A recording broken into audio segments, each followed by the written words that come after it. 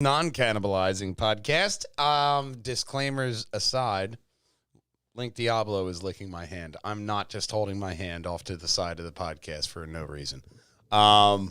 Which is the weirdest start I can honestly say we've had to this podcast, but it is a historic moment because it's the 282nd Purge Hangers and Wall Hangers Media Network presentation, and we, of course, are the only podcast to be as unique as a thumbprint every single week. We are the Triforce Podcast, of course. I am your host, Matthew B. Grail, the Mat Man. To my left in the Projanger box is Christopher Bristow, the dancing old man. And, of course, our omnipotent presence that is Stephen Bucarell, big brother. Off to my side, often trying to lick my hand. He's kind of in there. You can kind of see it. My mic stands in the way, but it's our hero at time, Link Diablo. He's trying to give his opinion. Or lick all the salt off my palm. I don't know. He's just trying to get rubs. There you go. And exit stage left. But we gather here every week for the same reason. Again with the glare. I effing Peacemaker Cox will be everywhere in the MCU. Norman's Deal with the Devil and more on the Triforce Podcast. And we want you to hop on over to pjandwh.com. I'll be updating it soon. It's been holiday week craziness, so we have Lugnuts podcast up there. Last week's Triforce podcast, What If, because why not? That'll be up there. I couldn't not make it that title because he just said it so deadpan that I fucking laughed way too hard. What if? I think we all laughed hysterically. Why not? I couldn't fucking control myself. It was so goddamn funny. As well as the new restaurant that opened up, the Red River. Yeah. It's right down the street. It's a great restaurant. They had to space out a bit. Dude, we're going to have a whole Projanger town. It's going to be like the chocolate brownie. No, it's going to be this sick, twisted row of It's going to be worse than Gotham. We'll just call it Projanger. No, but they're all highly successful businesses. I think we just built our own NFT game. Yeah, there we you go. Oh, my God. The Red River, the chocolate brownie, and the hairy donut. Those are our first NFTs. There's another place across the street from the Red River. We'll talk about that later. Yeah, that's the next one, man. Kelly, we got to lead into that. all of that. Yeah, we got that tablet. We got a lot of NFTs to work on, but yeah. I fucking love that. You immediately go to NFTs. Like, you immediately go over to the second tab once you're on pjandwh.com, where you will find a link to find Big Brother and myself stream every single week, Monday through Friday, and then, of course, a Sunday, maybe a Saturday in there, giggity. And you will find Big Brother 7.5 days a week. That's what we do. There we go. We give it 7.5%. You're supposed to take a day off, remember? Yeah, for Lent. All right, 6.5. Thankfulness or whatever. But Big Brother going through Skyrim right now. I myself am going through the 5 giant... and 9/6. When I get to the day trick quests, I will cover some of the lore, and we're doing the Hermaeus Mora because he's really my favorite. He's a gooey eyeball tentacle creature, and he's awesome. And here's the thing that I want to highlight here, since we're talking Skyrim, is that people always make fun of how many platforms Skyrim is available on. But the thing that I really want to highlight is how much goddamn shit they crammed into that game. There's to a where, lot. as long out as we are in the development process from concept to finished product to now, the replayability of this game cements it in the Gaming Hall of Fame and they alone. They didn't really mean Skyrim to last that long. They just sort of meant it to last a couple of years, and then we'll do something else. But that wasn't successful. One thing that grabbed me was like a year ago or so during lockdown. You hopped into Skyrim and you were like, "Look at this! It was ants marching up a tree." Oh yeah, they do have stuff like that. And I was like, "What the fuck?" There was a guy who was just like, "What are you doing This today?" was the vanilla game, by the way. Skyrim has Dave Matthews Band? You know what I mean? And actually, you can hear a hint at Dave Matthews when the ants are marching. But that's the kind of level that you get into that game, to where they're like, "When is the next one?" Like, bitch, they told you they are working on it officially. You should be happy with that. All right? Doesn't matter if we're colonizing the moon by the time it actually gets released. You're getting another one.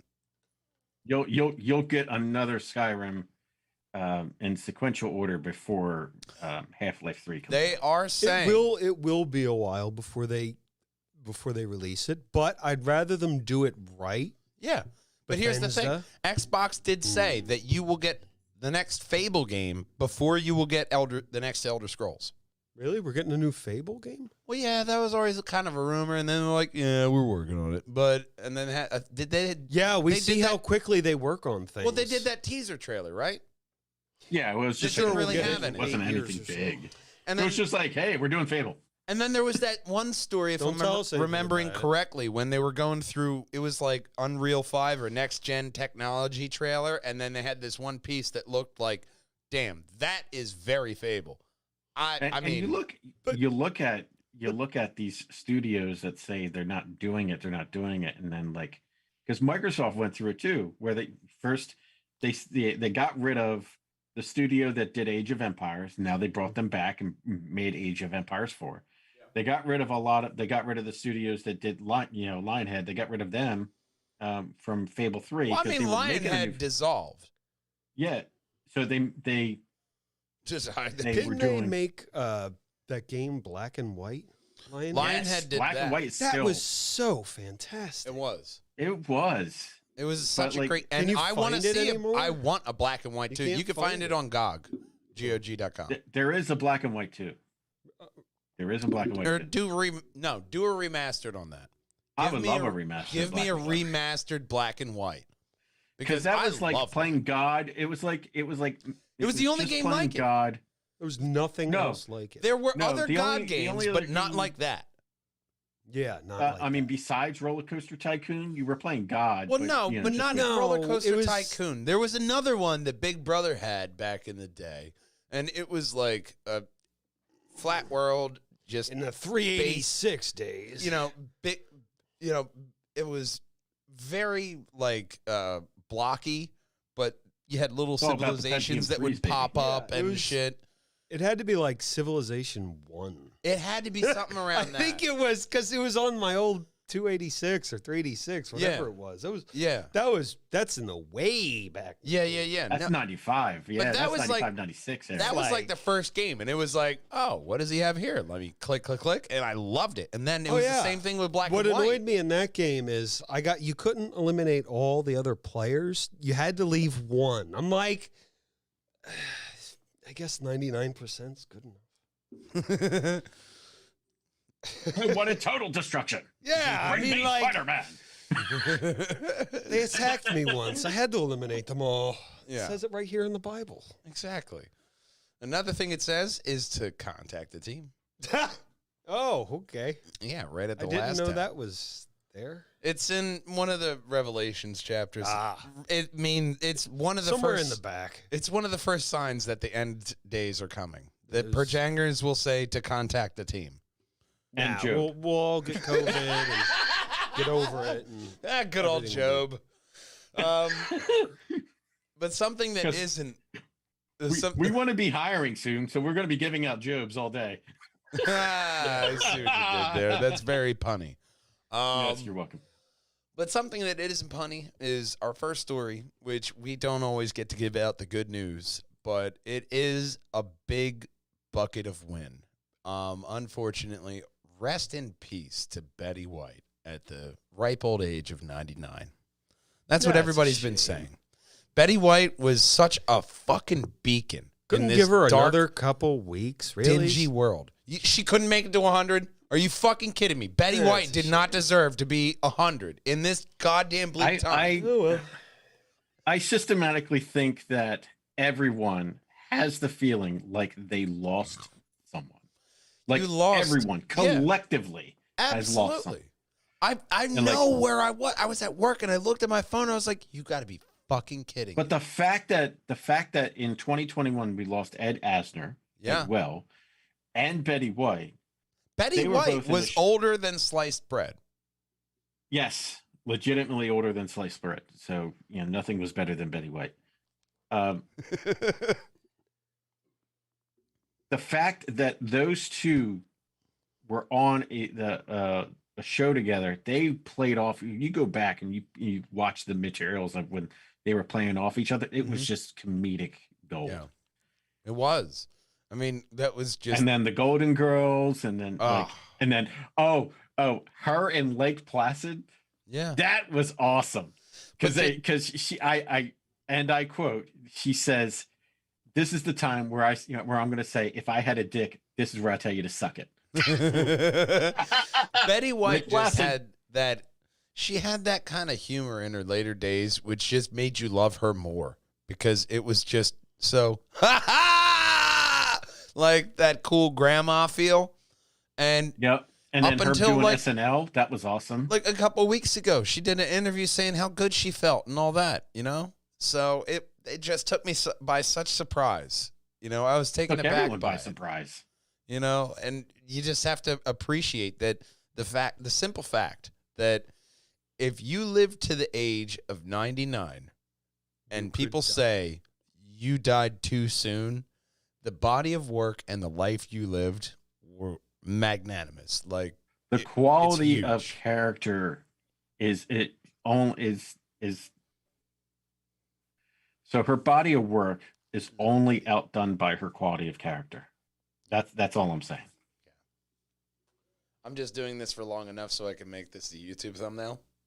Me holding Betty White's head. You're very fuzzy to me. Love you, Betty. So, I had to have this in there, man, because, you know, we can't highlight every big person that dies because the appraiser from Comic Book Men. Yeah, this is America. There's Robert Bruce. Yeah. Robert Bruce died too, man, right after Betty White. And I was like, fuck, man, Rob Bruce. He was a cool soul, and you saw him every week on Comic Book Man. He knew his shit, and there's a bit of knowledge that, like the Library of Alexandria that just died with him of comic book knowledge and appraisal, and it's a big shame that we have that. But I like to have that in the beginning because we have some speculation for the next story.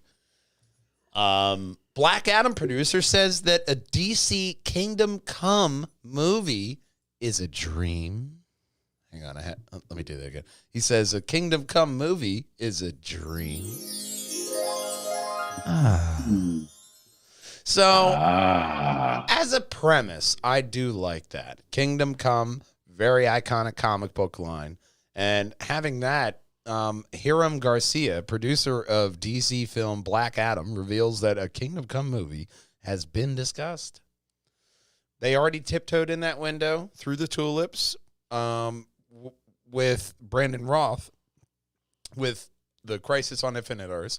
And he said that was almost kind of like therapeutic getting in there and being able to have that closure. And I almost kind of thought the line of Tobey Maguire and Andrew Garfield of having that, all right, I got to do something.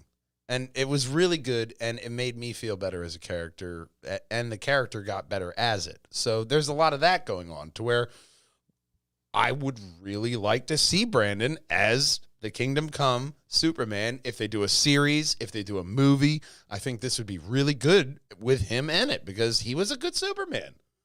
I didn't mind his movie. The one Superman I want to see done in live action is Red Son. I want to see that. Give me Henry Cavill. Give me Henry Cavill as a Red Son Superman. And that would be the and make it really dark because that's. I mean, if you want to spend money, you could do Christopher Reeves, but poof, good luck. No. Legitimately, I want a Red Son Superman live action. Who's your Batman? Ben Affleck already said. Ben Affleck said he's done. No, he's the only Batman. Unless you get a couple semis to,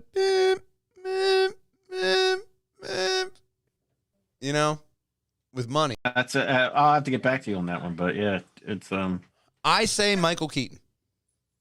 You can't do Michael Keaton for everything now. Well, he is willing to be Batman, or give me Robert Pattinson. I would take the new Batman doing an alternate role, but ultimately you could do like Kevin Conroy and just have, fucking stunt actor in there and use Kevin Conroy for the headshots. if you're going with a truly dark, Red Sun Superman, It would be Ben you want Affleck. You want the Kara to be as similar to John Hamm. John Hamm would be good. Give me fucking John Hamm in that Red Sun, man. We can cast a new Superman. Fuck it. It's a multiverse. Yeah, we could do that. I think John Hamm would be really good as like that Red Sun Batman. Yeah. Fucking cutthroat. After seeing him in Mad Men, like, yeah, you're fine. If we really want to go full on multiverse. Arm Hammer?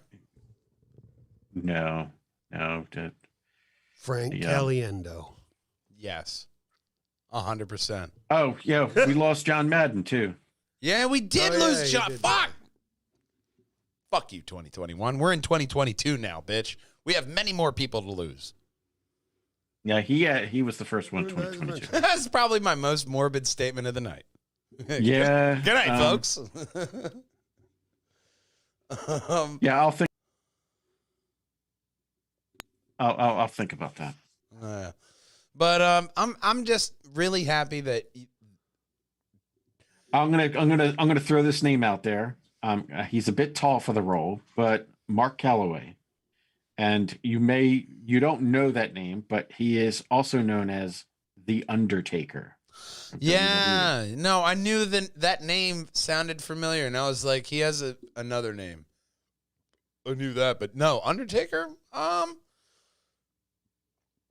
could see Undertaker as Kingdom Come Superman, or even like Injustice Superman. That'd be fucking dope. Undertaker, maybe is Bizarro. No, fucking Bizarro. Bizarro. Yeah, he would fucking murder as Bizarro, or Solomon Grundy. But there's a lot of different roles that you can have, man. A lot of different things that they're trying to make right here in the DC universe. Lobo. He's a Lobo. I kind of really like Mark Calloway would definitely be a Lobo. He's Lobo. He would be a Lobo. I can't believe I didn't think of that. Gave myself an A. But that's because I was already thinking of Jason Momoa as like Lobo. You can have Brock Lesnar as Bane. Ooh, I like that. Brock Lesnar as Bane. Yeah, I like Willem Dafoe as Joker. William Dafoe's Joker. If we're going to stick with the WWE superstars, Bobby Lashley as Jon Stewart Green Lantern. Sure. Bobby Lashley is a built person, and he would actually be good as a Green Lantern. I'm glad you described that for the wrestling challenged in the group. Bravo. My hat is literally off to you because it's over there. He is legitimately he has got the same build as Brock Lesnar. He's just slightly younger. That's it. So, for uninitiated, Kingdom Come was a 4-issue DC miniseries published in 1996, written by Mark Waid and Alex Ross, with iconic gauche artwork from Alex Ross, which I follow him on Facebook, and he will still put out like artwork or re-release artwork of comic stuff, which just looks so like artistically like beautiful, still with a realistic flair because he's portraying the golden and silver aged heroes from Marvel and stuff on that, and he has a very iconic look. Like you look at it and you're like, that's Alex Ross. You know who speaking he is. Speaking of artists, I know who our Alfred will be. Okay. Frank One Punch Percy. I would love Frank as Alfred. I would love to see him as Alfred, just because he's got that little like subtle delivery and that's exactly what I like of. Yeah, he has that Alfred that's dry like real. I just hit you with a solid jab, and you don't know if it's a jab because he's doing it so nicely and sweetly. And I can already tell Frank's reaction is, well, you're very kind. I don't see that, but you're very kind. We know you're Frank. very kind. We know Frank, but this is our dream. Don't pop our bubble, man. Just saying. Yeah. So we'll have to see how the Kingdom Come comes to fruition. Mark Gervais as the Riddler.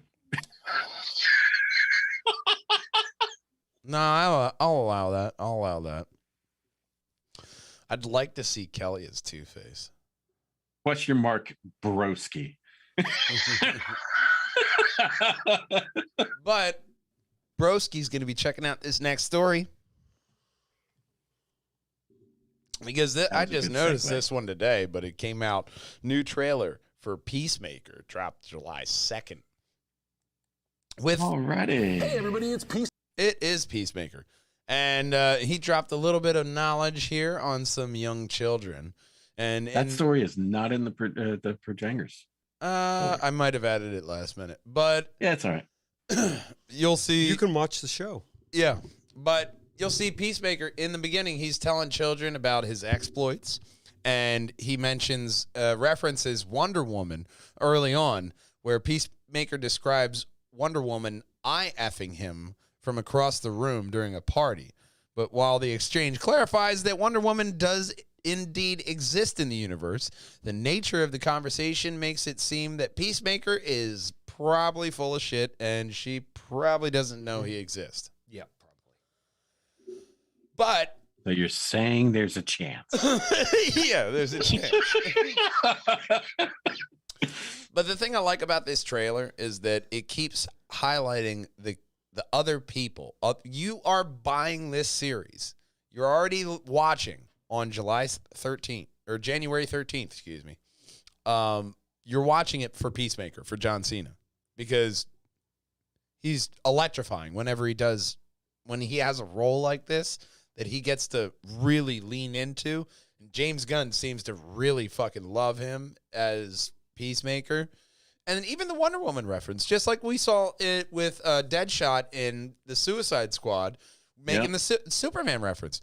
This is all kind of in that universe, which is really refreshing in the fact that they're just leaning into, these guys exist, and we can make a little quip that'll make you laugh and love this even more. And it adds to that an extra, and those layer. Quips carry on throughout the movie that you're kind of clamoring for more. So that I wholeheartedly love this. And especially since they're looking at developing character, that's what they've been very open with this series, is we are looking to develop the Peacemaker character, but it's also going to be the other people, because it's often Peacemaker's this dickish guy that you kind of like, but he's really rough around the edges, and then those edges soften, but the people around him also get funnier.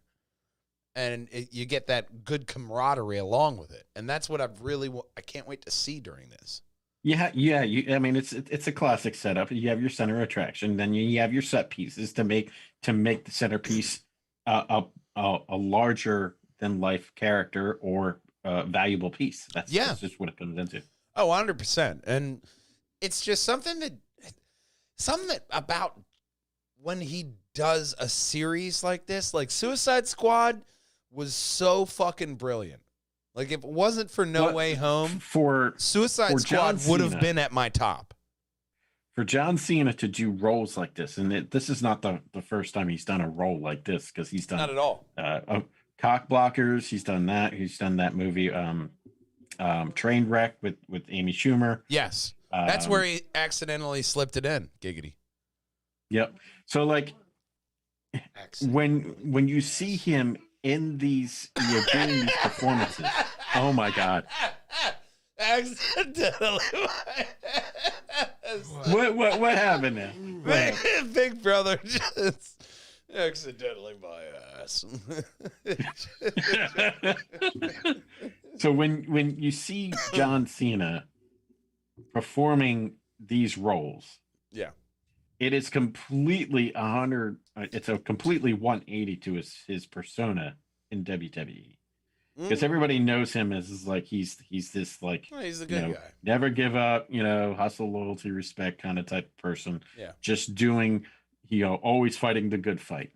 But now he's fighting the good fight with with an attitude. So, well, the dickish Captain America, but he's also the guy who's, if you see it in all the trailers that we've seen, he did not have the best upbringing, and he has his own Not his own trauma. He has his own distorted view of like what is right.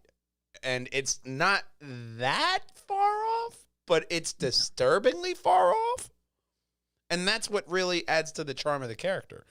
And that's what I loved about him in the movie, but also this series with her, his best friend sidekick here, adding into that comedic flair. I think we're going to get a lot of development, but we're also going to get a lot of good times.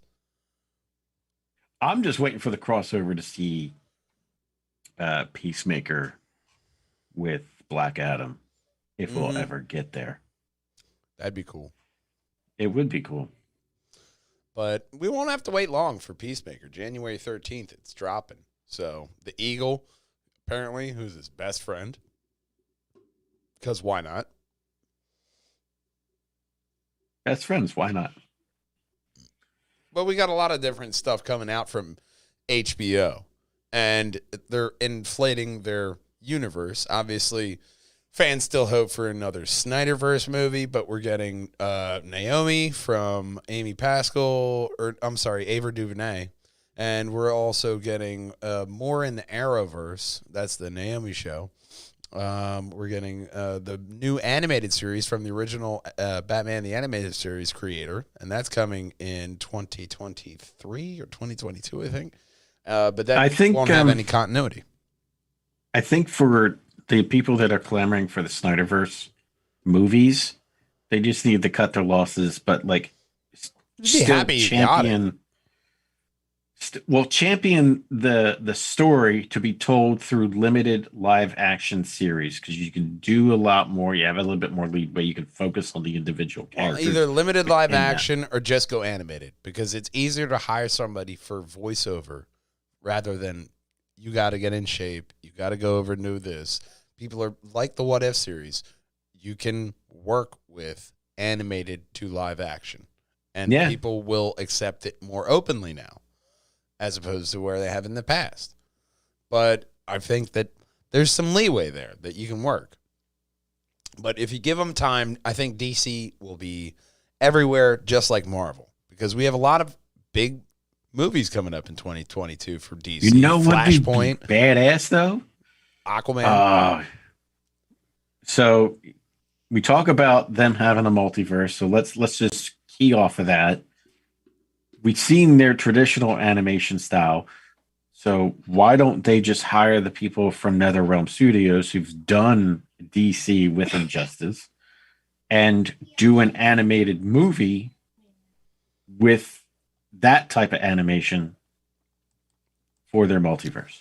I mean, it wouldn't be pretty badass. It wouldn't be bad, but I just think that you just need the right talent. Like Marvel, what they do is they get fresh talent, people you haven't really heard from, to direct and write. And, they have their core team that they trust for delegation in the project, but they have a simple ideal of, let me get some fresh eyes on this. And I think there's something to be said about that. It goes to a matter of trust. Yeah, there's something to be said about that. Well, I mean, they also have a very good track record, too, of like hiring the right people. I mean, I've seen a lot of people rating the 9 Marvel things that we've gotten this year, coming off of 2020, which was Marvel-less. There was nothing. Now we get 9. And 2022, we'll see later on what we get, but I meant in the podcast, that is. But there's one thing for certain, and that's that Cox is going to be everywhere. We'll find that out in the next story. Charlie Cox, that is, because Daredevil is going to have a larger role. We went from you can't see me to I can't see you. Yeah. You see what I did there with the story placement? There's you're welcome. Multiple levels of jokes in this show. But after cancellation of Cox Netflix series, that is, it was uncertain whether or not fans will ever see the British actor don the cowl again. However, not only is Cox back, giggity, but so is co-actor Vincent D'Onofrio Kingpin, spoiler alert, that we have also seen in Hawkeye. Hawkeye, That battle scene was awesome. between Hawkeye, WandaVision, and Loki, and Falcon Winter Soldier, and it is so hard for me to pick my honest favorite because I just have so many great moments that they were like phase 4, and you're like, oh, what are we gonna get? But we got so much this time because they focused on movie and TV. They're using both hands, giggity. And they slow burned the series, whereas like Netflix and other IPs just release it all at once. They slow burned it, but also they had the ideal of, for their TV shows, this is a 6-hour event. And it's the perfect amount of time for their stories that they want to tell for that idea. When you look at Hawkeye, perfect length. They didn't really have a lot of, well, you could have trimmed this out. You know what I mean? Same thing with What If and all of the series. It was skillfully crafted, like Danish chocolate. Okay. I'm a Lint Truffles kind of person. But the point being that it is expertly made. And I'm really looking forward to phase 5. You're looking into the first family now. You're looking into how are they going to incorporate mutants. And it's believable because we're seeing Ms. America in Multiverse Madness, Doctor Strange. That's another level. We're seeing Defender Strange, a different variant. We're seeing a couple different variants and different shit from comic lore being skillfully woven right in the normal narrative that everybody's going to eat up. All right, someone make a meme of Lightning McQueen going ka-chow and deleting all the variants, please. That would be awesome. But we're going to see an Echo show, hopefully exploring what we've seen. Also, rumors saying that we're going to see a Moon Knight trailer this week. So we'll have to see. I am 100% on board with Moon Knight because they're saying we're going to see Blade pop up in that, which makes sense because they announced Blade a long time ago. And it was right around the time of Moon Knight. So it just makes sense that if they're going into that dark world, you're going to see Blade pop up in the back end. Giggity. So, hi-oh. And now Matt Murdock, different stuff popping up in this multiverse. And it's those different characters, almost like they're saying Matt Murdock is going to be more like the Night Nurse in the Netflix series, to where she just popped up in every series at crucial points. I appreciate that for Daredevil. Showing that to introduce him and then giving him his own solo show where he can completely ignore his law degree. Less is more. Yeah, like those little cameos will be integral for his involvement in the MCU. But some of my favorite Daredevil comics were when he succumbed to that I gotta be Daredevil over his profession because he was doing what he thought was right at the time, and you see him having to deal with the circumstances of this, which is what we saw in the Netflix series of him going to jail and shit like that. Like he was like, "No, nah, I still got to rewatch that. Just to give it. That's a good one to rewatch, man. That first fucking season was so good with that hallway scene. It sells everybody at the hallway scene because cinematically it's beautiful. The hallway scene with Daredevil, or the hallway scene with Punisher? No, with Daredevil in the first season, where he's just got the black mask on and he's going through, and that hooks you onto Daredevil. Yeah, I'm gonna watch that on the big TV that I have now. So yeah, man.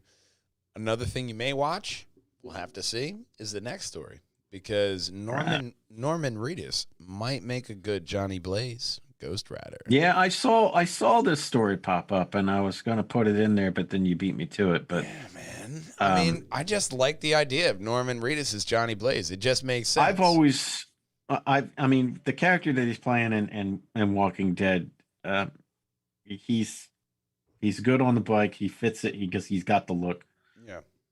I've always liked Norman Reedus from Boondock Saints. Oh yeah, that was an amazing movie. Yeah, and Boondock Saints 1, 2. He was also in Blade 2. Yeah, he was in Blade 2. I forgot about that. Yeah, Ironically, I would rather put Sean Patrick Flannery as Ghost Rider, because he would also fit the bill for it, because he's got a martial arts background. I kind of want to see Nick Cage pop up in some that's kind what I of was thinking. multiversal factor. You know, We need a Nick Cage. bring him back. Why not? Look, he's got 27 just castles, and he really make him like needs a the money. supporting character, Just and because just see him of like the whole premise of the Ghost Rider. You don't need to have heard of Nick Cage since the first movie he made as Ghost Rider. Like, you could bring him back. How awesome would it be if he wore a Nicolas Cage shirt? I mean, I will say highly unlikely is probably in the realm it's checked Yeah, in. it's highly unlikely, but it would be awesome. Funny as hell. Oh, it would be awesome. But another thing, Norman Reedus as Johnny Blaze. That would be awesome. I do also see fans kind of hoping for the Johnny Reyes. Yeah, I know Ghost Rider people are coming pulling back? for him too. I wouldn't mind it, man. Either one of them. But I kind of feel like if you're Marvel, you're going to go for what's new. For at least what you want to establish in the future for a person who's going to build this franchise like you have in the past. You know, Tobey Maguire, Andrew Garfield, they have had enough time to let their careers go, do other things, and be like, no, you know what? I really do like playing Spider-Man. To where I think Sony can get Andrew Garfield, add him in there with their whole villain verse that they have going on, and then do a Spider-Verse movie in the future, getting Tom Holland and all the crazy shit they want together, having an epic movie, because Spider-Man is the top grossing film for Sony ever. And it's mainly because Marvel was involved. That's because Marvel, it's really easy to get the top grossing film ever when you don't do any of the work. Yeah. You don't have to actually be like, well, we have Doctor Strange. Ooh, thank you. I had the most successful year of my life because you did all the work for me. Thank you. I will take that 75 plus armor buff. You know? Like, oh. And then, you know, we have, you have Willem Dafoe. We have all this stuff Sony-wise. We're Marvel, and we're involved. So, yes, I will do William that. Dafoe in that movie was just amazing. He a lot of plays people are that saying. character. Now, here's the thing. A lot of people are saying Oscar. And then I saw one thing that said the main purpose of the Oscars was to highlight films that you might not have gotten the chance to see because they haven't gotten the publicity, to where Marvel films don't need the Oscar highlight, as opposed to different films that win the Oscars but that do need so it. they have, I see the argument both ways, and I figured, fuck it, I'll be a devil's advocate right here. Okay, so I'm gonna play the devil's advocate role for the performance given. The performance given of William Dafoe in that movie surpasses a lot of what other people do during the last 3 years. Fair I'm enough. just saying, the amount that you have to draw from to be that switch has to go off to play that sadistic person versus the lost, hiding in the corner person. Well, they wrapped him in a jihad just sitting on set just to keep his identity secret. I mean, yeah, you're going to get a little demented. It reminds me of Split with James McAvoy. Let me tell you what it reminds me of. It makes me think that they're just an advertising company. Look, we really need to advertise these people because they've paid us more money. I bet you there's some money in there somewhere. There's definitely money. There's in got to there. be some palms graced somewhere in there. I'm just, like, if you're not going for the person who did the best job, what are we all gathering here for? What's the purpose? Not us. I mean, what are we talking about? Emmys, Oscars, Grammys? I mean, Oscars, yeah. All of them. It used to be. Especially the Grammys. I get your point, though, big brother. I mean, Grammys were it fucked is, from the beginning. from what we as fans see, is this is the best. You are highlighting the best. I want the best. Not, well, you know what? This was the best that you didn't see.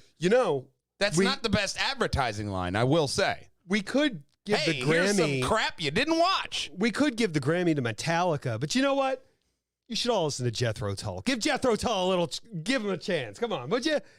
All right. But that's Nobody's that's the happy. problem that we have because, award season, what was the best of 2021? We're getting into that shit. And everybody always has the same problem. And if this, and once again, I saw it on like a meme, and it was like a screen capture of a Twitter thread. So this could be Joe Blow, Russian guy, trying to stir shit.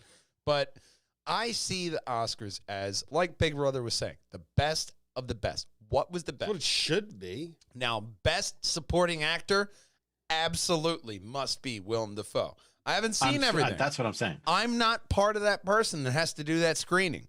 But from a biased view of just a Marvel fanboy, yes, seeing him fit like a fucking glove right into that role that he did how many years ago? And it was still a dominating role. He escalated it, and then they did something new. I won't say it because, we have a different podcast for that. Exactly, but it's also just out of respect for what they did with the movie. You know what I'm saying. Movie. Everybody listen knows what I'm saying, what they did. That they did completely different from anything else Spider-Man ever. They made a moment special. And that is what I think really brings people's hearts to it, that conflate it. It clouds their judgment on what should be Best Picture, because this was the last thing to come out good in their mind. Yeah, I get that. I get, the whole, it's what. Remember how good WandaVision was? I watched each episode 3 times after they aired. Once with him and then twice after. Both awake. I will say this because this will tug on both of your thrifty heartstrings. But for me to go see a movie, like legitimately want to go to a movie theater, the movie has to be good. It has to be some level of good. And now I saw that movie twice, so that tells you something. I know, and I wanted to see it twice, but I'm way too strong for that. We'll wait till it comes out on... exactly. I'm going to watch Eternals in like a couple weeks. It comes out on the 12th on the Disney Plus. no, I'm waiting for it because, but every anything list that's built into the subscription, every list I saw of the 9 movies that came out from Marvel, number 9, Eternals. Like, okay, it's Marvel. It's good. It's expanding the universe, but apparently wasn't as great as the rest of it because I've watched the rest of it. Even Black Widow, that I was like, no. And I still watched it and loved the fuck out of it. So I would have liked Black Widow more if they didn't make me wait 4 years after they made it. I mean, it is like if you were to do the 9, it would be Black Widow or Eternals, Black Widow. I would probably put fuck, that's way too hard. What if Loki, Shang-Chi? Yeah, Shang-Chi. Shang-Chi.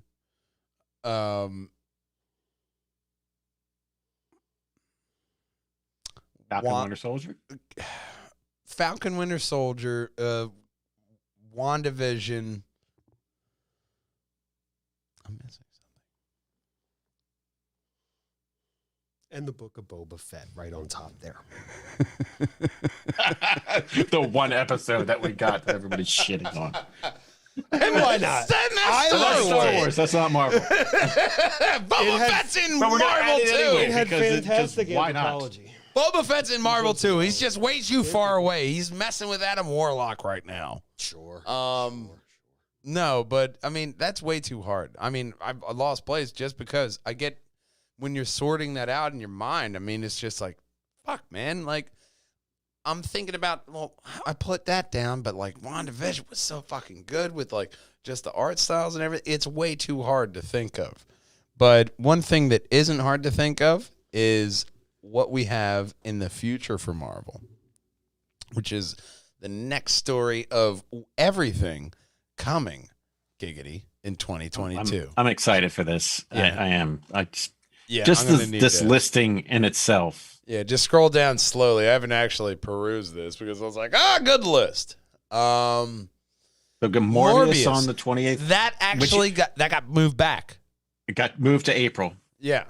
But I'm still excited to see that because I enjoyed Venom and Venom 2 after the fact. Once again, I'm glad I didn't pay for it, but I am glad I watched it. I will say that because I enjoyed Tom Hardy's Venom. and I enjoyed him popping up in No Way Home. Like That was like I enjoyed all that. That was a wonderful little nod to Tobey Maguire's little thing that he said in the movie, and then that happens with the end credit. But here's the thing: in the end credits, I would almost wish that he just vanished completely, and then Spider-Man gets the symbiote in Secret Wars, like it happened in the comics. I think that would be so fucking good if you get Tom Holland, because I think he's burnt out, man. He's already starting to say, like, I don't know how long will be Spider-Man. Like, yeah, but I think he's, Tom, can you read this? It says, I don't know how long I want to be Spider-Man. But what if I want to still be Spider-Man? No, just read it, because we need to add suspense. I mean, like, he has said, I don't know how long I will be Spider-Man for as long as possible, but, you know, we have all said things like, I'll love you forever. And guess what? Look to your left. That person is not fucking there. They're not even to your right either. I'm just putting it that way. You know what I mean?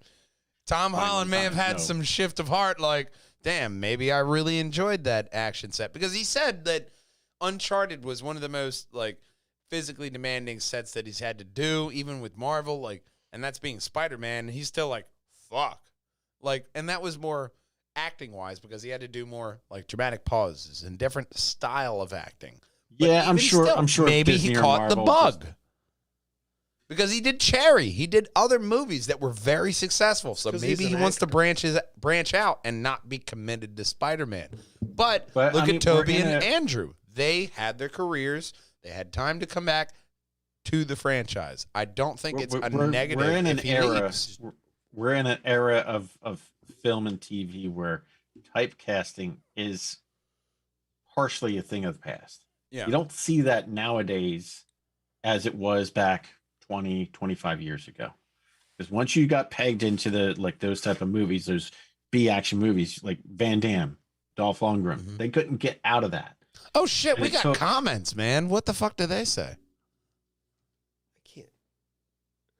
No, it's not that type of comment. Oh, okay. I just got excited because our chat box worked. Would you like to send them money?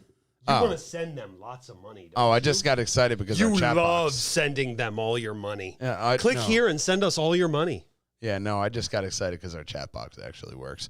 But no, my main thought that I just actually thought up right there is that it wouldn't be a bad idea to let Tom sign off to where Spider-Man 4, they already kind of rehashed that Into the Spider-Verse vibe with No Way Home, right? Yeah. If you continue that to where Tom really wants, like, dude, let me tap out. Like, maybe I'll come back in the future. I mean, they left a lot of good segues with Jamie Foxx making that comment into Tom Holland sacrificing himself and Miles Morales coming in, and that first movie being the start of Miles Morales' trilogy. So I would really appreciate that too. I got a little tip of the hat on this one too. So No Way Home actually brought in the Feast center from Aunt May, where she worked. Yeah. Mm-hmm.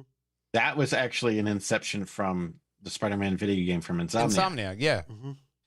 So then Miles Morales comes in that way. So maybe they're just training off of that story. Marissa Tomei wanted Aunt May to have a girlfriend.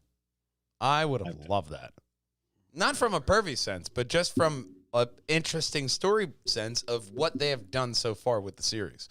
But it's evolving with the times. So the character would have just evolved with the times. Exactly. Like Aunt May wasn't hot before. Aunt May is hot now. And of course you have Alfred Moynihan. Spoiler. Hey, some necrophiliacs will like that. But you have the Alfred Moynihan meme going out there with all the different Aunt Mays, and he's like, hello, nephews. Yeah. So let's scroll down on the list and try to talk about something else other than Spider-Man and how excited we are. Yep, hey, Doctor Strange into the... So was that last one Spider-Man? Well, Morpheus is a Spider-Man villain.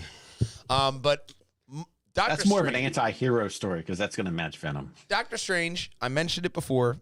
We got our first look. If you look out there in the internet, there is a Defender Strange. So we're going to get not only the What If Doctor Strange, we're getting the Defender Strange, as well as our Doctor Strange and Wong, the Sorcerer Supreme. So kind of feel like our Doctor Strange 616 is kind of the underachiever, like the Doctor Strange that didn't really pass math class, you know, like, oh, who are you? Oh, I'm the Sorcerer Supreme. Oh, I'm a ultimate sorcerer. Oh, yeah, I'm Wong. I'm the Sorcerer Supreme. Who are you? Well, I'm just Doctor Strange. Okay. Because he got it on a technicality. It's like being in a family of doctors and being like a clown. You know, you still get a fulfillment in your work. You got to play the Spies Like Me clip where doctor. Yeah. But Did we miss anyone? I'm really interested in Wanda's, involvement in this because, all the villains and stuff that they're going to have in this, all the people, it's going to be that No Way Home of let me just watch it because even the trailers that you show me, it's not going to actually show me the story. All right, so spoiler alert, if you haven't seen No Way Home, yes, the end credit scene. So, dude, if you're saying that now, it is way too late because I just gave away 25 spoilers before this. I'm giving the Christmas buffer because not everybody has time during Christmas. All right, I gave the Christmas buffer after the fact. That's like, oh yeah, by the way, man, that shit it was radiation. I've been ambiguous about like my details, but the end credit scene, I love the fact how Wanda immediately thought she was getting her hand slapped, like saying that she knew she did something wrong by Doctor Strange, and he's like, no, I'm not here for that. Actually, I don't give a fuck. Yeah. No, I don't care about Westview. I like that, and I like the different stuff because I do like the fact that Doctor Strange is semi ignorant in the way of because of the blip, because of Thanos, it almost erased what was going to happen to him. And I'm actually not the Sorcerer Supreme. Well, who's to say that he hasn't gone past that time to see what would happen past Phase 4? Like, we don't know. Well, I mean, I really hope Benedict Cumberbatch stays on with Doctor Strange because this is a perfect character building arc for him because you can't just have him be the Sorcerer Supreme in the second movie. So having him in Endgame and knocking him down a peg after the first movie is a really smart play if you think about it. Mm-hmm. Because now in the second one, it's, Wong's the Sorcerer Supreme, but look at my other selves. I'm doing pretty fucking well. Like, you know what I mean? Yeah. That's like looking at your other selves and your Elon Musk. You're like, oh, I am supposed to be doing way better. So that one comes out May 6, 2022. The next one, this one's going perfect kind of dark. It's going kind of dark for a little bit because we're scrolling down to the next story. Oh, so you could talk about Spider-Man. No, it was actually perfect timing because you came back right as we were getting done talking about that. But Thor, I'm so sick of hearing Thor: Love and Thunder. We saw those initial screenshots, and then it's gone with Christian Bale as Gore the God Butcher. Dude, let's hope he got method. Oh man, if he actually thought he was a God Butcher, that'd be so dope. That would be awesome because him in The Prestige was amazing. Yeah, like just you want a good lesson in acting from someone who knows his craft. Hugh Jackman, Christian Bale, The Prestige, awesome movie. And if he does anything similar to that in Thor: Love and Thunder, I would be especially with Taika Waititi directing this. Like after Book of Boba Fett and I'm brain farting on the director of that. Gilbert Godfrey. No, it's he was a director in Mandalorian. RR.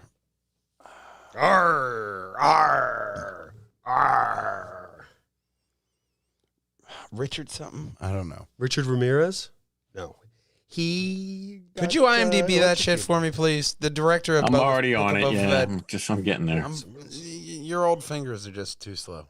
I need Jamie from the Joe Rogan Experience. He's got a job. Richard Rodriguez. Thank you. Yes, Richard Rodriguez. I didn't even have to IMDb it. You get directors like Richard Rodriguez, and God, that was so long to get to this point. I don't even remember what the point was. Thankfully, I do. But you get these directors like Richard Rodriguez and Taika Waititi and Jon Favreau, James Wan. They get these interesting viewpoints of these classic comic book styles, and they add a completely new, realistic, and classic flavor to it. That if you were a food connoisseur, you would fall in love with this restaurant. Maybe like the next movie, which is Spider-Man Across the Spider-Verse Part 1, October 7th, 2022. So latter half of next year, we're going to get the next animated verse telling with Miles Morales. They're saying we're going to get all new Spider-Man involved. So maybe, I don't know, Spider-Sheep. Robert Rodriguez is his name. I knew I was slightly off. Robert Rodriguez. Yes, Robert Rodriguez. Damn. But into this Across the Spider-Verse, getting Spider-Gwen and Miles back together, telling that story. I would actually like this as a trilogy too. I'm really happy that they're going with this animated verse. The fucking visuals in this are just gorgeous. The first it's gonna be awesome in 4K and then eventually 8K. I can't wait. And then 364K. Oh yeah. We'll be booting up into the Matrix after that. We can only hope. What else we got towards the end of next year? Black Panther. Oh shit, Black Panther 2, Wakanda Forever. Wakanda Forever, yep. Now, what do you think about Chadwick Boseman's, I'll call it dying wish of them to recast Black Panther, because we're in that realm to where the end result could lead to a new Black Panther and an Illuminati. So two trains of thoughts is like no one can be and no one can replace the human. No, but you can evolve it. And that's right. the No one can book replace what Chadwick Boseman did for T'Challa. We already had another T'Challa with the Marvel Avengers game. Right. So that doesn't mean, which it was the same actor who did, his same voice actor who did Kratos, God of War. Yes. Christopher Judge. So, and he actually, Christopher Judge did a piece on not trying to emulate, but trying to put forth like his own unique style because he wanted to honor Chadwick Boseman. Chadwick is going on record that he, if he ever ended up not being able to do the role, he would always wanted it recasted. But there's an importance to the character, though. But he doesn't pay the bills. The fandom. There was that instant. Two things. It's like it was the instant backlash of no. Yeah, but we've seen how well those instant backlashes happened, and then they'd be like, "Well, maybe we should reel it back." And I think that with his words, that fans will more or less realize that you can't just get rid of the Black Panther. Now, do you have Siri don the mantle, or somebody else pick it up, and then, hey, what's going on with the multiverse? What? Boom! Here's your new Black Panther, and everybody just knows it. It could be I think if you do a kind of swerve multiverse, like pull in and say, he looks different, and just go that route, and then because if they don't do T'Challa dies by like a Atlantean attack, I'd be surprised. Because they already alluded to it with the earthquakes, and Atlantis and Wakanda have had beef in the comics for a while. What, Namor? Yeah. So I see this as being a plot. It's been long rumored, and Some of these long rumored stuff has had legs. All I'm saying, if all I'm saying, if at the end of the day, in Feige we trust. So yeah. It's true. What else we got for the rest of the year? Moon Knight is to be determined. I'm excited for this. There's Oscar rumors Isaac that it's coming Dune out was in awesome. February, and we're gonna see Blade and a bunch of different characters in it. So She-Hulk, Miss Marvel, She-Hulk Secret Invasion is rumored to be linking to a World War Hulk movie, to where She-Hulk and Hulk are preventing the spread of like their gamma blood being weaponized, which I like that as a premise. I mean, if you have gamma blood, you should keep it to yourself. It's not like O negative. You can't give that shit to everybody. Yeah, that just makes me remind me of that scene with Stan Lee and the 08 Hulk, where he drinks the contaminated drink and he's just that's just hilarious. What else we got on there? We got an Ms. Marvel. animated. That Ms. Marvel was pushed back. Yes, it And was. so I feel like if we're gonna see we'll probably see that like March, maybe like June, May, around that spring, summer beginning point. Ms. Marvel, obviously, I mean, it's an important series to come out because it's that Young Avengers, and Yeah. Kamala Khan was very instrumental in that in the Marvel Avengers game and stuff like that. So that being said, she is being tied into the next Captain Marvel movie, along with Tatiana Paris. I mean, I'm playing through Guardians of the Galaxy, and Connor's loving it, so I'm going to replay the Marvel Avengers game and go through the story for him as well when I can. But he's loving the stories that he sees on screen. So I love the Captain America quote in the beginning of Marvel's Avengers. Yeah, that was a good quote, I will say. It was really fucking great. I quoted it on Facebook a while ago, and I anytime I see that in my history, I will continue to share that, because there are those lines in comic books that I'm glad they transfer into other media, because lines like that will catch your ear, and you'll be like, "Damn, man, no, that's fucking good." Anything else left on the list? I mean, I'm pretty sure. Secret Invasion. Oh is yeah, next. And that's Sam a Jackson. TBD, to be determined. I mean, we know what happened with Spider-Man Far From Home. Mm-hmm. With the end credit scene of that, with and then No Way Home, where they're like, Nick Fury's been off world for years. What are you talking and he's about? like, what? Yeah. So they're then laying in the that end credit Easter scene egg of like there. end of WandaVision as well, and like at the end last episode. So the kind of tie-ins with those two movies and that, and then how that's going to play into Doctor Strange potentially. We don't know. Yeah. So we'll see. I'm excited for that one. Yeah, man, there's a lot of stuff that we have looking forward to this year. So to where we got a lot last year, we're going to get even more this year, man. They're planning on really dousing us with a lot of content. And even when you look at Star Wars content, we have Mandalorian probably going to come out later this year. You have Ahsoka Tano. You got two more Marvel properties that are going to be coming out at the end of this year, which is I Am Groot cartoon series and the Guardians of the Galaxy holiday special. With the original cast returning before the Guardians 3 movie. That's nice. I mean, rounding out the year with that nice holiday special, and then we'll obviously be looking forward to Fantastic Four and like fucking the Mutants and a whole bunch of different shit going down the line that they're going to be releasing at the next D3 Summit.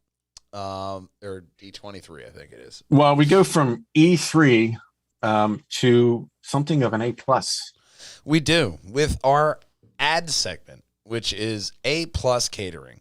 My good friend, Ayla the Boy, and her business partner have a very delectable delicatessen company, which sponsors events and catering. And looking at some of their delicacies here, we have a lot of very delicious food. They are available for you. You just have to go over to facebook.com/APLUS Tri-State. And you can hire them for your event, man. They have a lot of really good food, very skilled and very delicious. I can attest to, especially the empanadas. You know, we're in conversations with them. We want to get them out and you know, get them more visibility to everybody else, and we might have something special in the future. Awesome! I can't wait for surprises. That's lovely. Just like this next story, which are the upcoming surprises that will be released in 2022. Of course, gaming-wise. Good, nice anticipation coming out for these this new stuff. Advance Wars, Reboot Camp. Okay, haven't heard of it, don't care of it. The Acronis. Advance Wars was the tactical RTS on Game Boy Advance. It was kind of like Fire Emblem in that same vein. Okay. But now it's 1 and 2 with slightly updated graphics and for the Switch. Okay. If you played them, this game is also going with an online multiplayer as well. So, and a local co-op multiplayer. The Anacris is the next one. I haven't heard too much about this one, so no. Somebody running past some bodies, almost like a Portal 2 kind of gameplay style. It's like looks like multiplayer. Judging by what the text says, it's like a Left 4 Dead like type of clone. It looks like it. They got like some black symbiotes running around. You got a futuristic pistol and SMG. So it's like a survival horror kind of thing. Yeah. Avatar, Frontiers of Pandora. So obviously they're going to have an Avatar game. And it's going to be probably Unreal 5. It's going to look beautiful. People are going to fucking look at it and be like, why can't I live there? I need to go myself. Scroll up to scroll down to Arc Raiders. That's looking phenomenal. Not familiar with it. I'm looking at it right now. It's Arc Raiders is free to play third-person sci-fi shooter, which players fight to repel a mechanized alien invasion. It will release on PS5, PC Master Race, and Xbox platforms. Ooh, that does actually look pretty beautiful with the light settings. And I mean, it looks great. It'll probably look awesome on the. You can look at these cinematic trailers as at least like my cutscenes will look this beautiful. But even like you can tell which ones are cutscenes and which ones are actual gameplay. Yeah, sometimes. Like I mean, those ones with the running and shooting, that looks like he's actually doing that's gameplay. Yeah. I mean, it does look beautiful. I mean, any of these futuristic games have the potential to hook you. Bayonetta 3 is another one. I haven't gotten hooked into the Bayonetta series. It was more like that was I just lost the bus on that one. That was before me, so I just never I've never had the desire to play it. Bomb Rush Cyberpunk. So it's like Jet Grind Radio. Except with tagging. Yeah, that's what I would say. What else we got? The Callista Protocol. We saw a trailer for that in a previous podcast, which, that's similar to Dead Space. That's what I would kind of put. Yeah, going for that horror vibe. Oh my God. Choo Choo Charles. Survival. That's a survival horror train game. Named a survival. Hang on. Let's break this down. Survival. Rust. You know them. Horror. Dead Space, we've mentioned it. Rust was horrible. Train game, train simulator. So you're mixing that up in a stew. That seems like a very interesting outcome. So the description, it says, Choo Choo Charles looks like an unusual combination of Blair Witch, Legend of Zelda Spirit Tracks, wrapped in a Thomas the Tank Engine-fueled nightmare. Okay. So modders got crafty? I'm intrigued. That's all I can say. I'm intrigued about a lot of shit. Let's see what's next. Cursed to Golf. It's essentially golf. So it's like actually getting hooked into golf, to where you're just cursed to constantly watch it and improve yourself in that sport and never give up, no matter how many knees or. It's like Angry Birds with golf. That's what it is. Yeah. Destiny 2 The Witch Queen comes out February. And people are still playing that shit? So after the debacle launch of Destiny 2, it got out of the Activision umbrella, which was beneficial because now Bungie is not part of Activision. So that was probably the best thing for it. And when that happened, a lot of retooling for Destiny 2 to bring it back to where it was brought it back up to prominence. And now, with the state that the game's back, the state that the game is in, it's in a better playability. Hang on a second. Let me break this down. So you're telling me that Destiny 2 turned out exactly like Destiny 1 to the point to where long after people stopped caring about it, it got actually good. Yeah, you'll be able to play it on Steam.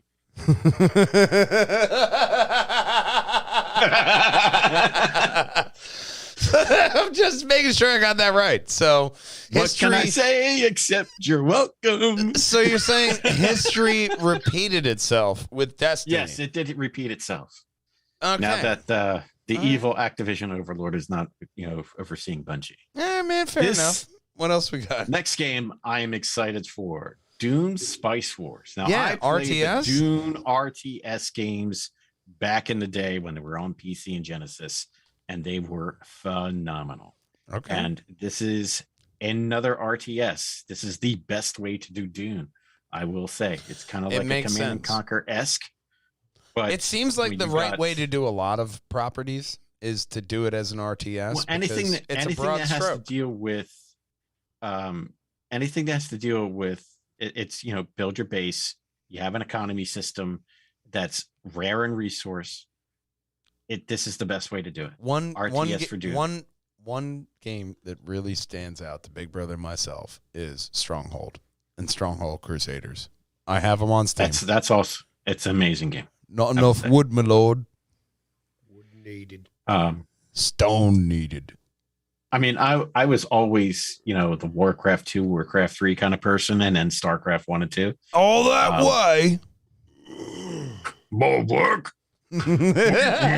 Let me guess. Digging. Like those little fucking, you little prick. Yeah. Go get my fucking wood. I love that shit. In the rear with the gear. Like, those little comments, man. They made RTS is so much more enjoyable. Big Brother. I like Dying Light too. So I played the. Oh my god! I played the Warcraft 3 Reforged, and they still have if you click on the sheep multiple times, like endlessly, it will still explode. It's awesome. That's a nice little addition. Dying Light 2. Stay human. They're really pushing this one, but it was also pushed back.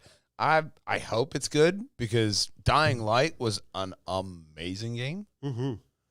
I mean, especially with the parkour zombies, like that concept. I'm like, well, yeah. I was skeptical, but it wasn't that bad. It really wasn't, and it really was good. Very entertaining. It had very good gameplay. I mean, shit, man, It's got a lot of replay value. Yeah, that may even have to work its way into a Big Brother plays, man. We'll see. I'm hopeful. Your favorite is next. Golf. You know what? I'm going to say this. People like golf. I mean, I know you don't like it, so why would anyone? It's not my cup like of tea, it, but there you go. So the EA Sports golf titles, especially the Tiger Woods during the 360 era. You didn't say it right. You're supposed to say Taka Woods. I'm not saying that. Shut up.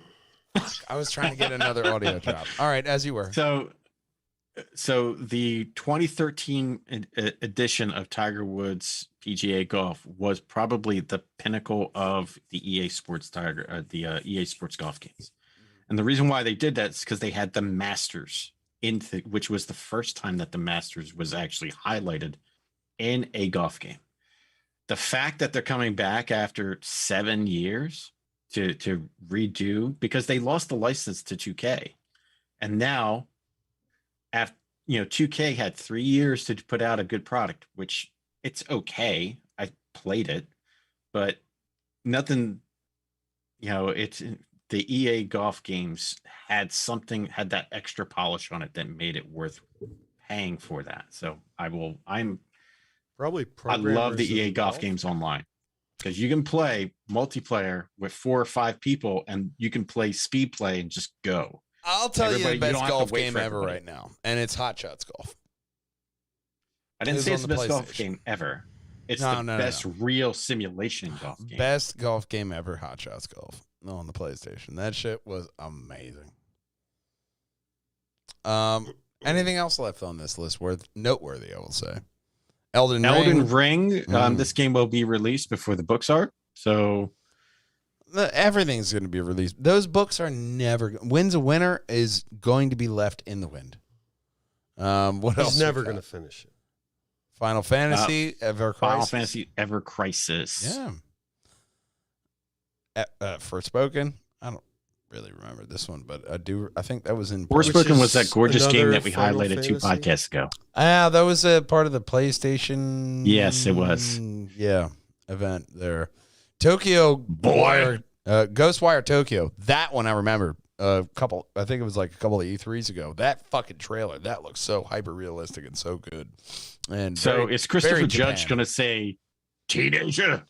Well, no, that was very Japan, to where they had like spirits or some shit walking around in the empty city, and you're like, all right, Japan, let's see what the radiation did this time. God of War Ragnarok.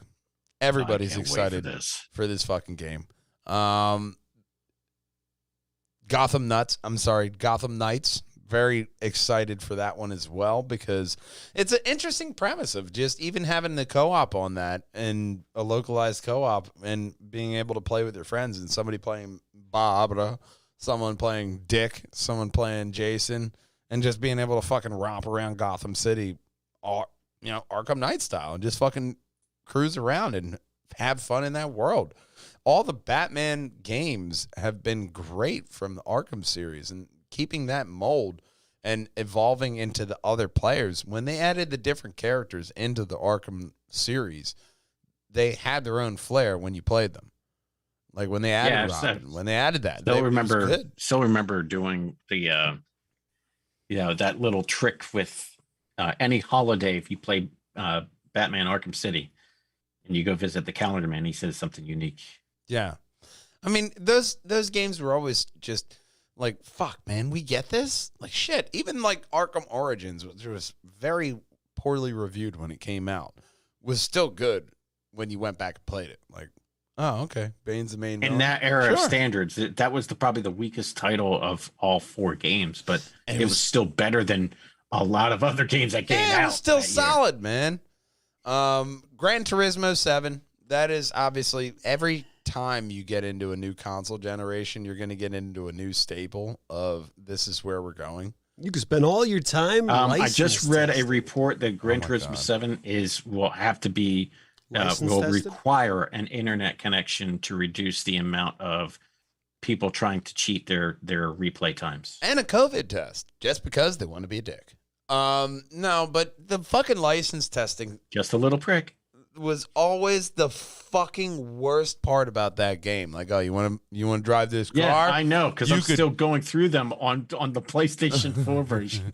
Oh, you want to drive this car? Can't do it without this license. You got to brake at this point. If you're a millisecond off, you're fucked. And you play that all day. And then millionth maybe of a millisecond. by the end of the weekend, you might pass that test. Guess what, Junior? You got 37 more. Buck up, Bronco.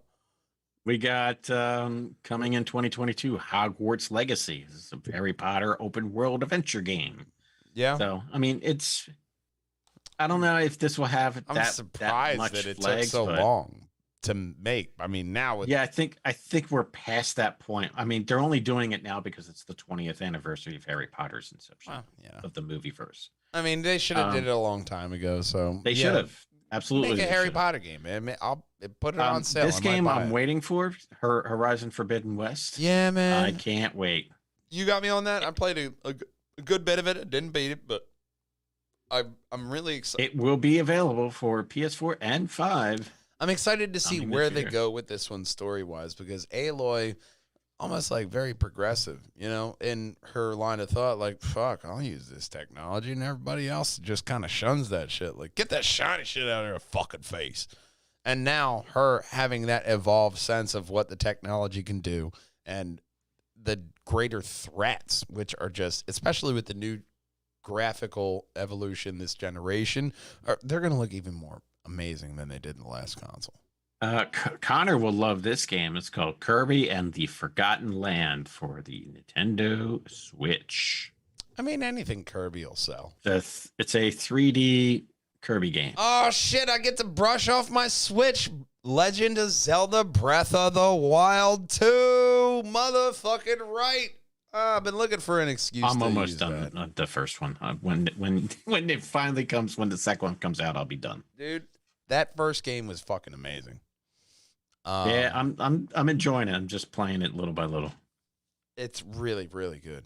And Lord of the Rings, old man, I didn't know your game was coming out next year. I was about to say the same thing, but I would leave that to you because you love, putting that little flair on it. Yeah. But Marvel's Midnight Suns, that game coming out. I forget who's the studio on that. Insomniac? Oh, you want to see that? It's this one right here, Connor. All right. But we have a new Marvel game.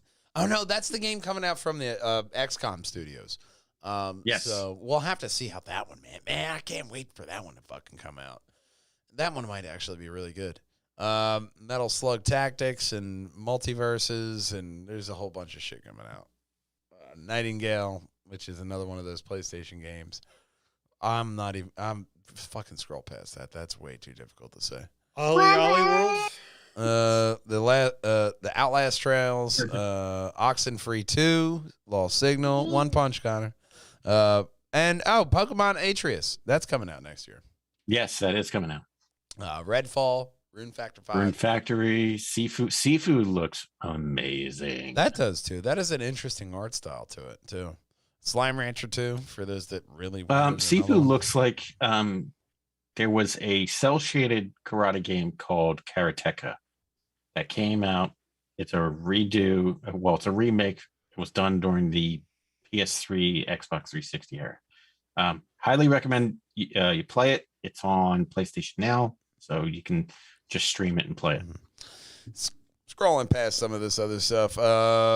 Sonic Frontiers, the open world Sonic game. This one looks really great. I can't wait to get an open world Sonic game. I mean, that's what you imagined when you were playing the original Sonic, is being able to run on a wide open and that's space. What you wanted when you got the first 3D Sonic on the Dreamcast. That's what you wanted, but what you got was just more of the same, just in 3D, and it kind of messed with you. Yeah, and then they stuck along with that same stylings for the other games that they did try to put right, and the technology, the idea, it was great. The technology just wasn't ready. It wasn't. Splatoon 3, can't believe they're already up to 3 to that. Stalker 2, Heart of Chernobyl, that looks good. Starfield, I can't Starfield, wait. I'm fucking pumped for it, especially because I'm excited. It's a new IP from Bethesda, so it's going to be glitchy. But the whole premise of doing like Fallout or Elder Scrolls in space and having a huge narrative like they do, they've been pumping their effort like they did, like we were just talking about with Skyrim. They've been pumping that effort into Starfield and making this new IP. So I got to imagine that obviously there's no may in it. There will be glitches. But I'm not doubting that. But looking at how intricate they do their games, it's going to have replayability. It's going to be their next launching point to where they're going to switch in between. We're going to do Fallout, do Elder Scrolls, and we're going to do Starfield, and we're going to do Elder Scrolls. They're going to keep switching through this one. And I appreciate that. It's almost like, all right, if world's fucked, we got Apocalypse. Let's see. Fantasy. Yep, got that. Space. There we go. We're good. Done. I think we finally checked them all off. Yeah, that's it. World's done. We're good. I don't know. Make an accounting simulator for good. We don't need it online. We don't need it online, and we don't need DRM. Yeah. Stray, the cat game. Suicide Squad, Kill the Justice League. Yep. Teenage Mutant Ninja Turtles. Tina's Something Wonderland for the Borderlands. Total War. There's a lot of shit. Triangle Strategy is the one Square Enix kind of like turn-based, kind of like Final Fantasy Tactics-esque. Okay. So that's like that. Tunic, Fox that looks like Zelda. And that's how we round off the games coming out in 2022. We end off with the end segment, which I think is a nice, easy one to kind of really pick off of. What kind of timeless alien species would you rather be? Symbiote from the Marvel Universe, any of the symbiotes, or a Time Lord? Because with the Timeless Child, you can kind of X the Doctor out of there as to where if you're a Time Lord, you got a set amount of reincarnations, but overall, you can live for a long-ass time. Same thing with the symbiotes, to where a normal human lifespan doesn't mean shit to you, like the Asari. You know, it's Would you want to be that symbiote to where you have to feed off of another person, and it could be alien or whatever? You can live by your symbiote. You need somebody else. To where the Doctor, you have a limited run, but if you live out all your lives as a hermit, you could pretty much live out the entire universe.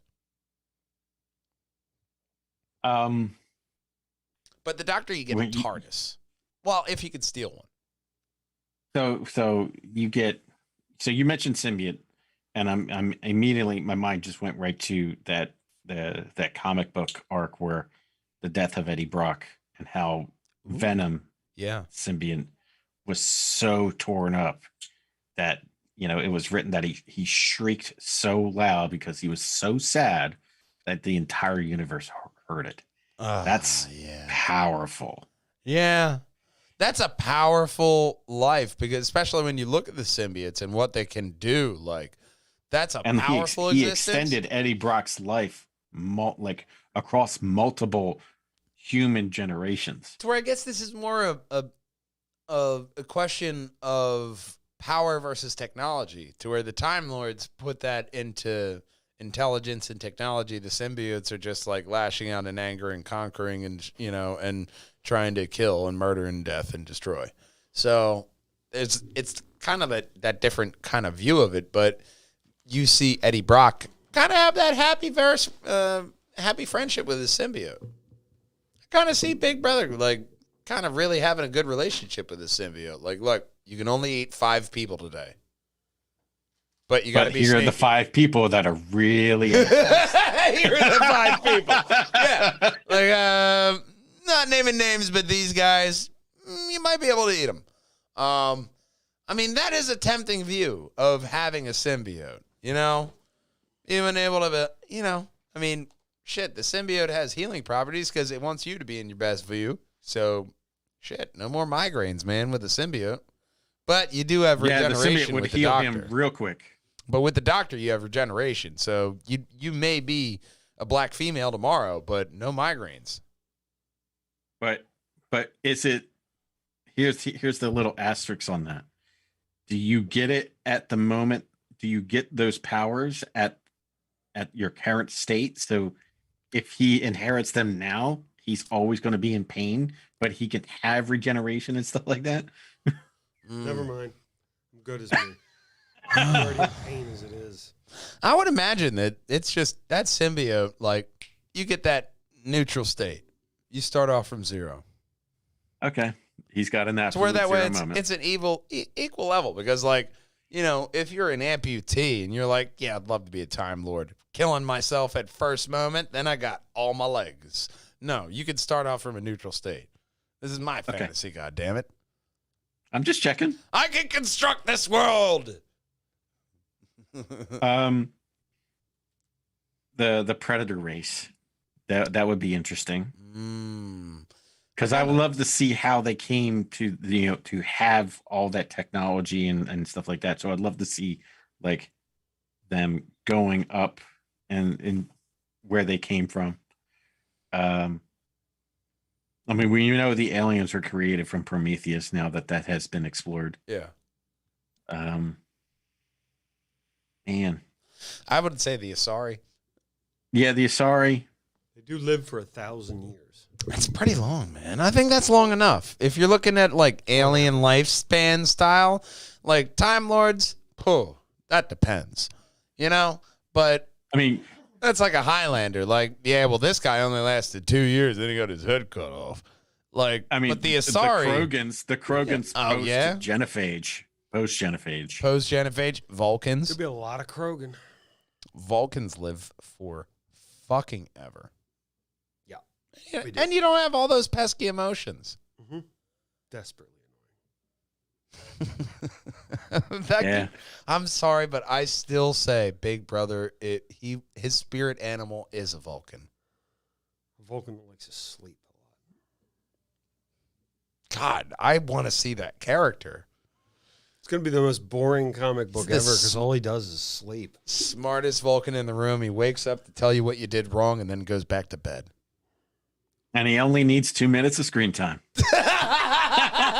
I love that.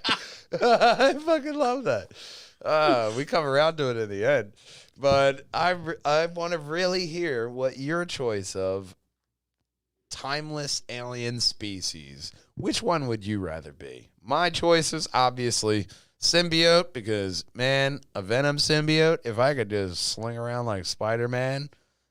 Ooh, how about like one of those Reaper killers in the Mass Effect? Yeah. Because they were there for like ever. They've always existed. Yeah, you'd have a great There's a life. lot of them. You just got to live at the bottom of the ocean. Yeah. Well, that's true. On a majestic planet that's like half disrupted. Yeah. Well, you know, I mean, everybody has their problems. Otherwise, people will find you and they'll annoy you. Yeah, it's I a- like them, actually. it's some They sound things- like Mark Gervais is Killer Clowns from Outer Space. Okay. Okay. That's a bit disturbing, but it's also telling. I'm sorry, Mark. See you, therapist. I love you, buddy. Frank can just draw his own. Yeah. I mean, he's got Kraven the Hunter. Yeah, man. But I really want to see what the different kind of choices are. Caribe, the Caribe the Hunted. He's got that character. Yeah.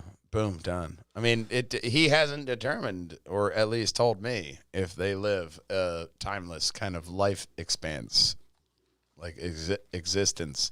Well, no, kind of the one did. Well, anyway, I'm not gonna fucking. Anyway, I might know too much. I mean, you said alien. I mean, you can just be, a Kryptonian. well, no, I mean Wrap it up. his book is sci-fi. So anyway, I don't Let's want to not ruin his sci-fi book. Could Yeah. we? Yeah, Could we give anyway. people a reason to buy it Yeah. instead of ruining it? So check out Caribe the Hunted. I think is my point. Coming soon. But we end off this podcast with To a the theater thank near you. yous. I want to thank you, Chris Bucarell, Willie O'Connell, Finley Henderson, Julia Schroeder, and, of course, Mark Gervais for liking, commenting, and supporting the podcast in general. We love and appreciate you all. The human, not the dog that was named after him. Yes, yes. But, of course, this is always a long, drawn-out goodbye. I am your host, Matthew Bucarell, the Madman. In the Projector Box, we see Christopher Bristow, the Old Man. We have one producer, Big Brother Stephen Bucarell, as well as our hero at time, mascot, Link Diablo. And, of course, as always, we love you. We miss you. We want to see you next week. Until then, game on, Wallchangers! Bye-bye! Oh, That's no, more we're like going it. to end it. Shutting it Oh, all